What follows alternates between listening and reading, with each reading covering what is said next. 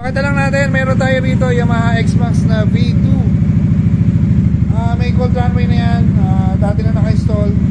Ang gusto ng owner, masabay sa passing yung may passing function kasi yung mga ganito eh. So papakita natin, nagka-passing na yan sabay sa headlight passing ni sir. Passing pogi. Eto yan ha. Pakita mo. Masabay na sa passing. Tapos yung Bosch Europa niya na kinapitan din namin, Bosch Europa pogi. Yun o, buong buo tunog.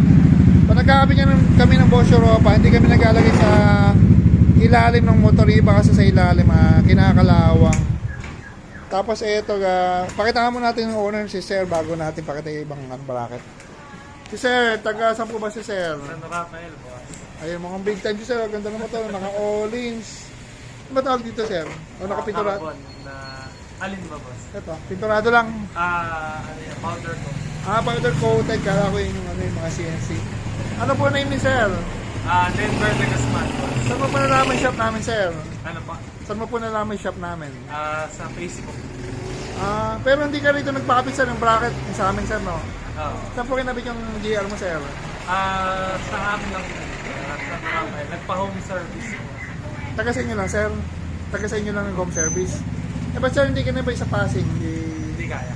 Ayun. Pero okay na yun sir, at least hindi namin niya. Kasi sinubukan tapos nagka-problema. Baka may shoutout ka sir, Denmark? Ano pa? Baka may shoutout ka sir. Wala mo, no? Yes sir, thank you sir. Ayun o. Ganda ng motor mo sir, no? Naka-all-in, so... Tapos nakatampu. Ano ba yung tampucho na to sir? Ben? Tagtayin niyo ba to sir? Ano tawag dito sir? KOU. Hindi ko alam yung mga ganyan eh. Ito ng color o. Tapos, pakita ko nga Pat. Pag dito kayo sa shop namin, yung mga maliit na problema na mahirap gawin din to eh. Sa ibang shop. Mamaya, pakita mo pogi. Request ni sir, yung switch ng GR dito ilagay. So, gumawa tayo ng switch. Ang straight bracket, doon. Tapos matatakpan na yan. Takpan mga pogi. Ayan. Tapos ipa-powder coat pa yan. Simple lang pero nakakaganda sa motor kasi hindi kita yung mga bracket. Saka nalalapit sa tank. So yun mga gawin natin sabay sa passing. Yung switch nito tapos sinabay na sa rin Bosch Europa kaya nadagdagan pa. Yung mga LEDs. Mamaya papakita natin pag tapos na to. Yun natin mga LEDs yung mga X-Max na V2. Pakita ko lang yung bracket. Hindi kami nagkabit niya pero sa amin yan. Kasya yung mga GR, nag-extension lang. Tapos busina, Europa kami nag-install niyan. Bosch Europa pogi.